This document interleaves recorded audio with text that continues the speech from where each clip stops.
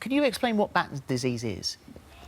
Yeah, both Ollie and Amelia were born completely healthy. They hit all the milestones as they should, and then around the age of 3, we noticed speech delay in Ollie, and he became increasingly clumsy and started falling over, and then he started experiencing seizures, and it was from these seizures that doctors put everything together and kind of thought something is not quite right, so sent him for numerous tests, MRI scans, CT scans, and that's when he got diagnosed with Batten's disease. Incurable. I mean, this is a disease that with a life expectancy of only 10. Yeah. So to hear that about your child, that your son has this, I mean, just must have been devastating for the whole family. It was completely heartbreaking because Batten's disease takes basically healthy children and takes their abilities one by one. So it takes the children's ability to walk, to talk, to eat, so they can no longer swallow, so they have to be fed through gastrostomy,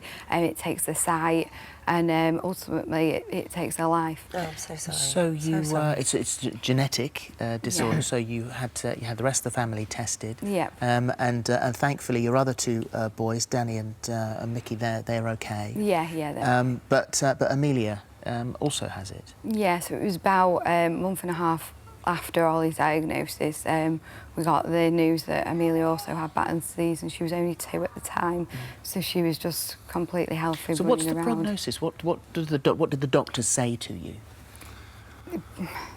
Said there was no cure, no treatment. There was nothing they could do while the child was dying, and they basically handed over an A4 piece of paper and said, go and enjoy your children while you can. My goodness me, and of course you're not going to sit down and do that. Any parent is going to do whatever they can to help or do something. Yeah. And you did find some hope. This is a clinical trial that you found in America that was taking place worldwide, and London was one of the centres where it was happening.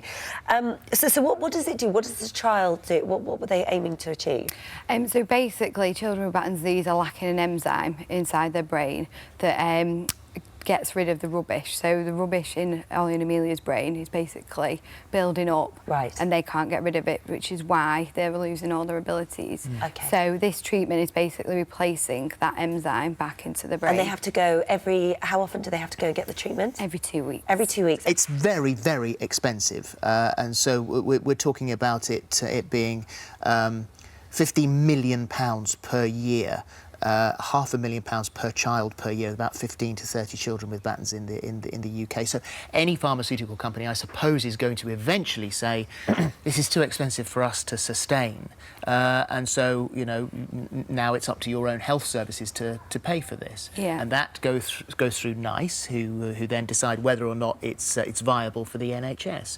And that's where you're at now. And they've said, we're not sure long term that it is. Yeah. Where does that leave you?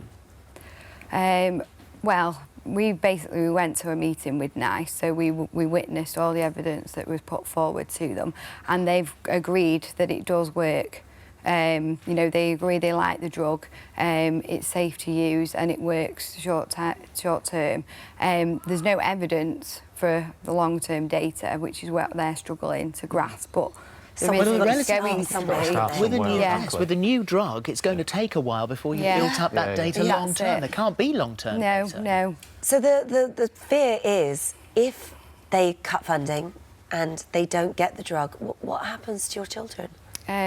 Well, potentially they'll be taken off the treatment and they'll deteriorate rapidly and die. And so have you really noticed a tangible difference in the children? What have you seen? Well, when Ollie was 4, he was struggling to walk. He was taking a couple of steps. He was having a lot of seizures. He was always in hospital.